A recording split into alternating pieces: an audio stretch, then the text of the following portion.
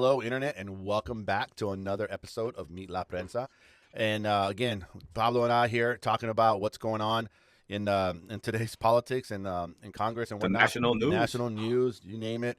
I think the two topics we want to talk about today is one, if you haven't seen the video of Greg Abbott explaining his defense of why this abortion bill that's atrocious in Texas is okay because there's that 6-week time frame for cases of rape. You have to go watch his response. So Pablo, I know you took a moment to respond or to take a look at that video, when I mentioned it to you. But just out of curiosity, what are your initial thoughts of an answer like that from a guy that just is about as ignorant as they come?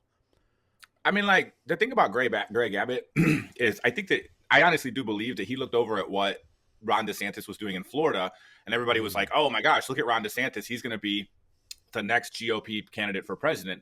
And the thing about these guys is, and I think that we're going to talk about Joe Manchin in a little bit here too, is that in their heart of hearts, when they look at themselves in the mirror, all of them see the next president of the United States. So what does Greg Abbott do? He just starts making all these really noisy bills, right? And first about voting rights, now about abortion.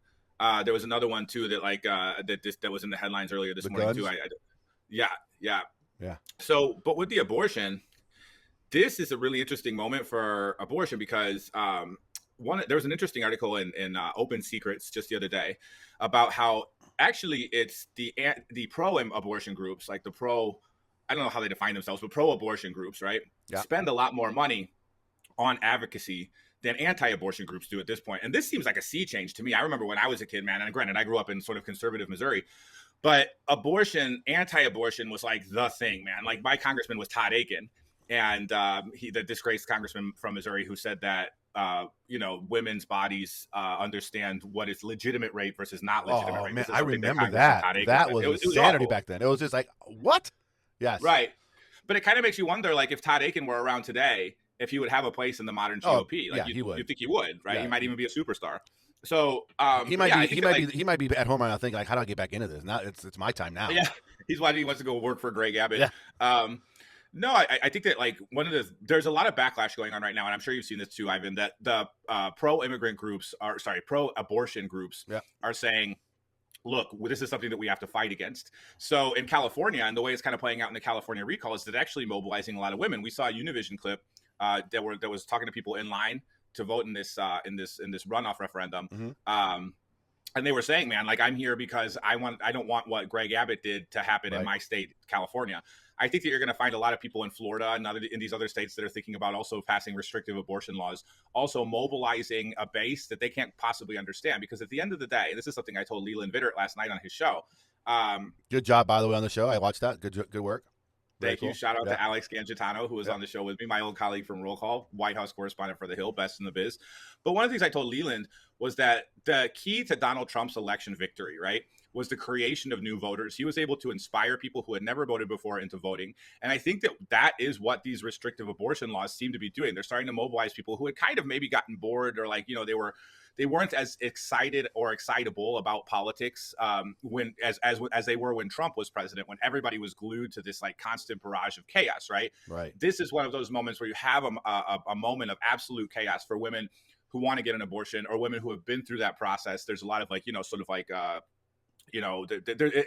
there's a point of familiarity for a lot of women when you tell them, look, you can't have an abortion. But this law goes so much further than that, because not only does it tell women that they can't have an abortion, it empowers idiots to go chase them down and sue them for $10,000 if they do get an abortion. And insulates elected officials and government from ever being sued.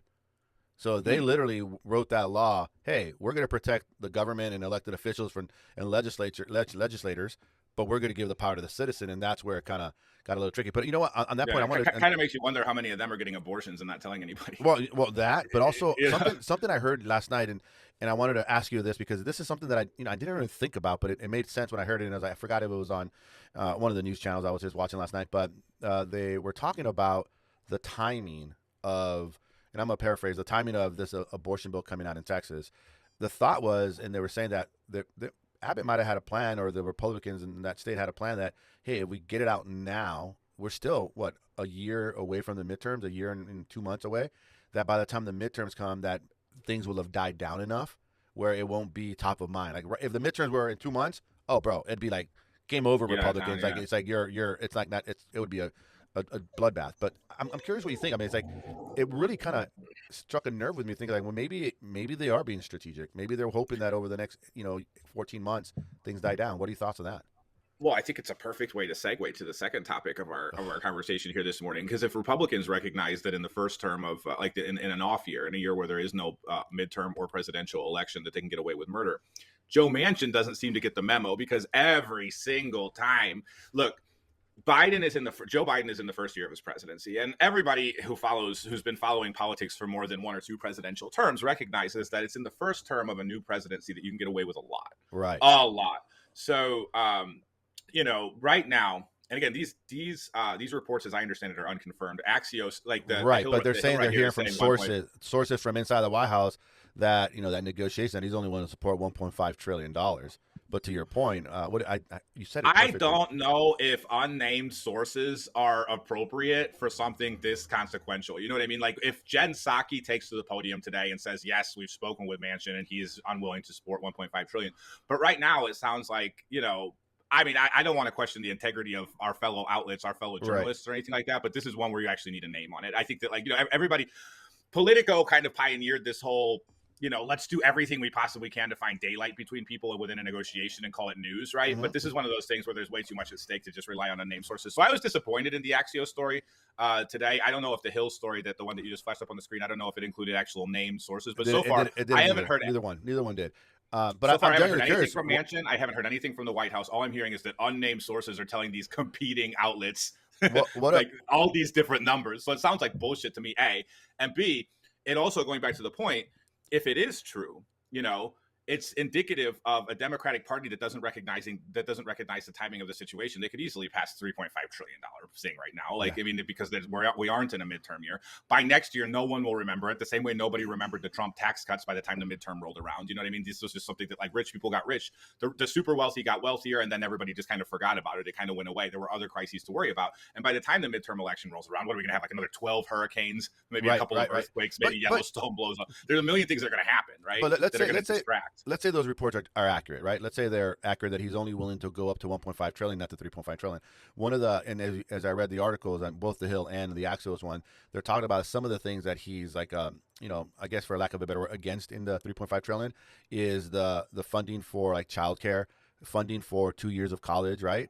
But those two things alone stood out to me, because in West Virginia, I just started Googling and I wanted to understand the education attainment in West Virginia. It's literally ranked at the bottom, 45th, 47th in some studies, depending in terms of educational attainment for associates or bachelor's degrees. It's why wouldn't you want to get money for funding that could potentially help your state constituents get a 2-year education, because those coal jobs in West Virginia, they're not coming back, right? It's so I'm curious what your thoughts on that. I was actually talking to Eric Garcia about this last night, friend of show, Eric Garcia, reporter for The Independent. Yeah, senior reporter for The Independent. He was telling me about how it's actually really interesting. I think that one of the ways that you can think about to see the world through the eyes of Manchin, to walk a mile in Manchin's shoes, if you will, is to recognize that his state is full of really old people. Young people are fleeing West Virginia in droves. They're actually paying young people to go and you can work remote. They will pay you to go work remotely in a DC job in West Virginia at this point.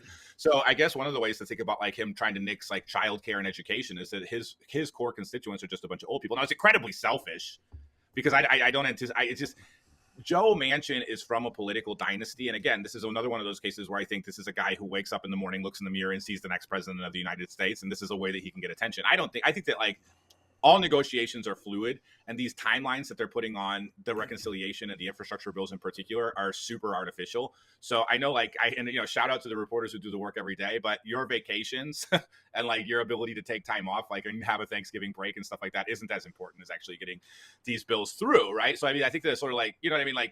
The timelines could take it so that everybody has to work their ass off. And I'm talking about the press, I'm talking about the staffers, I'm talking about the administration, I'm talking about Congress, all the way through to Christmas. Right. You got debt ceiling coming up. You got all these other different things. So it's not just a 2-track legislative agenda anymore like it was before recess. It's a lot of stuff that's piling up here. So I think that it's important for I feel I've been noticing, and granted, I'm fairly new to the Capitol Press, and this is certainly my first cycle going through this, but I'm noticing a divergence between the deadlines that reporters want to put on a legislative agenda versus the deadlines that are hard deadlines on a legislative agenda. And I wonder what that's about. You know what I mean? Because for me, I'm still so new. I love being in the Capitol every day. I hate it when Congress leaves Washington. Right. I always want them to come back and see me, you know? You want to be asking questions to the people. Like, I can see you at the Capitol walking through the Senate, going to Manchin. Hey, these stories came out. What's your answer? He's like, what's going on? Is that your limit? Is that your limit? Hear it from the horse's mouth. Other reporters, like I think that especially Bloomberg and Politico do a really good job at this, at making sure that those questions are asked. But the question that I have for Manchin when he gets back is what we were talking about yesterday, whether or not immigration exists in this budget reconciliation framework as a pay for or an expenditure, right? Is it something that's going to cost money, or is it something that's going to pay for other things within the budget reconciliation framework?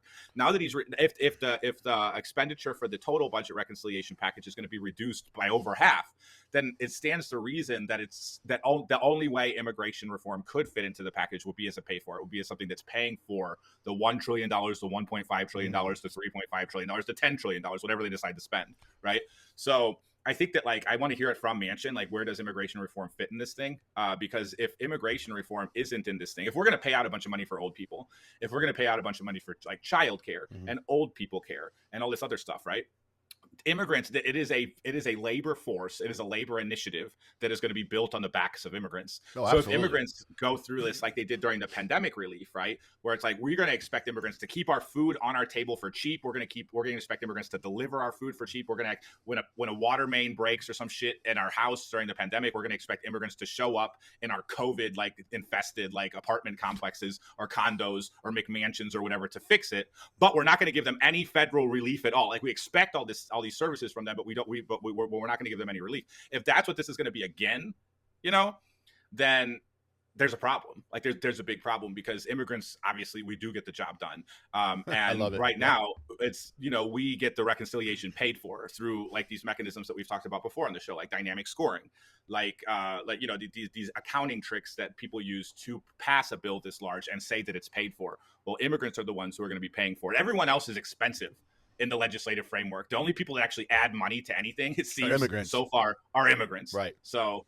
that would be my take. I think that Greg Abbott, just to summarize, Greg Abbott and Joe Manchin are running for president. They haven't said it yet, right? But when they look in the mirror, when they get up in the morning and they shave their face and they smile, yes, Mr. President Manchin, yes, Mr. Like, President.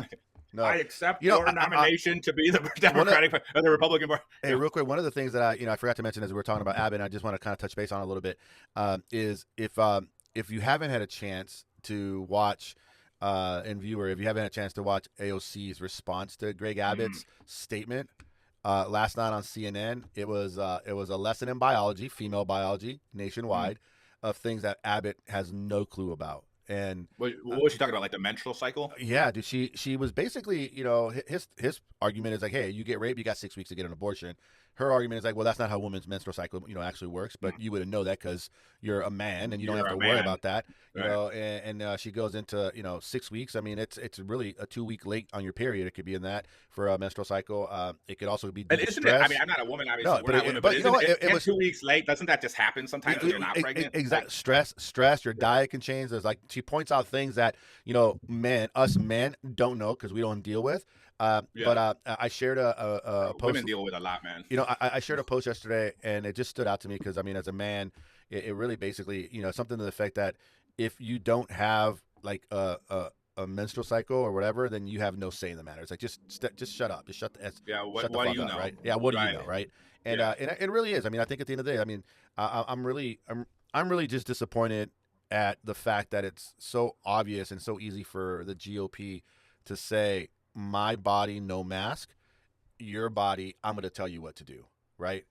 It just seems so, you know, it's so hypocritical, which I know they don't really care about looking like hypocrites, but I really hope that over the next 14 months, this doesn't die down, because I think this could be that, you know, galvanizing moment for, you know, the midterms to be just like the representation of women are going to come out in full force, like even more. But what does that mean? Because we got to remember, right? Women might come out in force. Black women voted for Biden. Right? Latinas voted for Biden. White women voted for Trump twice. So but think about it. There's polling and that has been done that 69% of Americans support a woman's right to choose. You know, of Republicans, it's still up in the higher, like 58, somewhere, whatever, over 50%, 56%. I think it might have been the number that I saw. So even within the Republican women voter is it's like, it's done. It's settled law. Like, let's let it be. So I think this is one of those moments where it will bring those, Republican voters, definitely the independent voter. I mean, independents, I think, are going to come out, on that topic alone. But I hope it keeps that, the momentum going, because we're still 14 months away from that midterm. And who knows, man, there's so much could change like in 14 months. And who knows what's going to be the news story in the next week or two, right? Let alone tomorrow. What show was AOC on? CNN. Last night on CNN. I believe it was either on Anderson Cooper, or I think it was Anderson Cooper. I think so. Yeah. Well, shout out to Anderson Cooper and his team for that excellent booking. Yeah. One of the interesting things I've been noticing this morning, anyway, so Abbott said this stupid statement, right? Mm-hmm. This disgusting statement, this very, very head scratching statement about rape and abortion and all of these, very hot button words or whatever. But when I look at the Google News this morning, like, you know what I mean? When I tried to go find the video, it's AOC. Hard to find a video of Abbott. It is easy to find the video of AOC. What I mean? Because she's a superstar. She's a superstar, and she schooled them. People actually want to. Shout out to AOC for schooling that punk. Like, literally. Yeah. What would your question be for AOC today? Obviously, Congress isn't in session. I don't think that she's going to be back for a couple of weeks. But my question to AOC would literally have to do with these next 14 months. Like, what is the Democratic Party going to do? What is, in order to make sure that this is not a topic that's forgotten in the next 14 months with other stuff that's going to come through, right? It's like this. Right. I mean, because especially that in the next 14 months, we'll probably see a Florida. The Dakota, I forgot the governor in Dakota, is going to probably try to mirror the same Texas law. So what is the Democratic Party really, truly going to do to put a stop to it? I mean, because this is one of those moments where if you don't, every red state in America will definitely try to mirror this, especially I think in the next couple months, the Supreme Court's going to be dealing with that 15-week, ban in Mississippi, that case. So, now my question would be like, what are you guys going to do? Like, just come on TV? Kind of or let's get to work.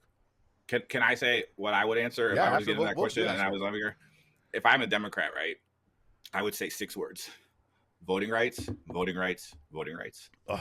If you don't get your voting rights act taken here, because like the Republicans are aggressively gutting Black people's right to vote, right, Latinos' right to vote, and if you eliminate these voting blocks from these states, then Democrats don't stand a chance. And if Democrats want to continue the song and dance of humoring people like Joe Manchin, right? And their God King status, right? Then you're going to end up with a Democratic presidential primary field in 2023 that includes everybody from Joe Manchin to Kristen Sinema to Hickenlooper, again, all these other people, right? AOC. It's just going to be like a huge brawl for the presidency, which might not be a bad thing, because it's hard to like kind of zero your if you're the RNC, it's the Republican National Committee. It's hard to zero in your efforts, your opposition efforts on a candidate field of 12, which is something that we learned when I was in my former life as a political operative at the Democratic National Convention. We had that problem during the 2015 Republican primary. There were just so many candidates that we didn't have like the bandwidth really to zero in on all of them every day. And none of us expected Trump to rise and be the actual guy. Right. So anyway, like long story short, if Democrats don't get this voting rights thing done, if people aren't allowed to vote, and if Republicans continue to be allowed to target Black people for voter disenfranchisement, then the party's screwed, man. Like the party's totally screwed. We'll have a rout in the midterm. We will have a rout in the presidential election, even if every Democrat turns out to vote, because it's the mechanism by which, or at least like the rallying cry, has always been turn out the vote. Everybody needs to turn out.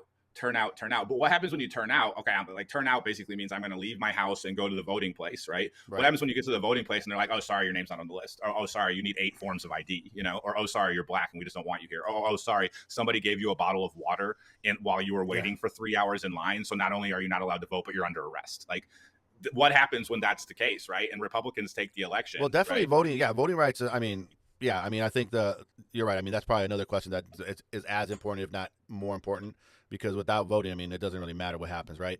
But I did read like Manchin, and he's supportive. He's throwing his support behind the John Lewis Act. So, that's a plus, right? We're getting him. So, but I think, definitely that's a start. But it passed the House. It'll be yeah. going back to the Senate next week, I assume, right? But the Senate, again, they're going to be like, well, we have a lot of work to do. I'm actually going to the Ways and Means markup of the House budget reconciliation bill, which I'm hearing from sources isn't really that important of a reconciliation bill. The House intends to just pass the Senate version. Okay. So this is just basically an opportunity for people who aren't getting what they want within the reconciliation framework to complain about it. That I've never been to a markup. Okay. Sorry, it's not a hearing. I've never been to a markup of a bill before. So I'm really excited about this. When I tell reporters or when I tell other colleagues on the Hill that I'm excited to go to a markup, they're like, are you serious? This is like this is the dullest thing you could possibly attend. It's got to start somewhere. It's got to start somewhere, right? Again, and I'm still so new. I'm still like, the next year I rag on the colleagues a lot sometimes for like, valuing their vacation. I could totally see like a year from now us sitting down at Meet La Prensa when we have like 1.5 million subscribers and just being like, bro, they just need to get this done. They just need to get this done. I can see that. Totally. I'm trying to go lobster fishing in Maine. I want my weekend to start, right? Yeah. Hey, well, listen, I wanted to close the show off real quick, just and say one thing. I mean, I know, you and I, started this channel, and I know you're writing for the Latino Rebels, which is awesome. But I wanted to congratulate you. I know that yesterday you got word that your press pass got renewed through the end of the year. So congratulations to you for that. That's awesome news. I mean, you've been writing some good stories. I enjoy reading them. I hope more and more people get to read them. And I love the fact that Latino Rebels has given you the opportunity, but more importantly, that they're covering, and allowing you to cover things that matter to the Latino community, which is, I think, long been needed. Has been needed for a long time. And I appreciate that. So congratulations on that. Keep doing the good work, man. Thank you. I'm one of only 2 Latino affairs reporters in the Capitol. That's insane. And Rafael Bernal, friend of show, being the other one. Yes. Rafael Bernal is a better reporter than me, but he focuses on the broader Latino affairs. But I am the best immigration reporter in the Capitol now. I'm the best immigration reporter in Congress. And in the 13 years that I've been in Washington, I'm the best immigration reporter I've ever seen in Congress. I love reading my shit. Whenever time I read my shit, I'm just like, oh my God. This is the immigration reporter I've been waiting for, which is a cool thing, So it would have been an atrocity if they wouldn't have let me stay, because it would just been like, what? How is it? Well, I'll tell you what. Yes, I agree with you, but I love. You know what? I'll tell you what. I love the confidence that you exude, because I think that you can't be good at your job, regardless of what you do, if you don't have the confidence to say that you're good at your job. And if you go into work thinking that you're not good at your job, then you're probably doing yourself, your employer, if you own your own company a disservice. So 100% agree with you. Go ahead. To quote Muhammad Ali. Yeah. What do you say? I said I was the greatest long before I knew I was. There you go, man. Well, you know what? Yeah. With that said, yeah, that's a wrap. That's a wrap.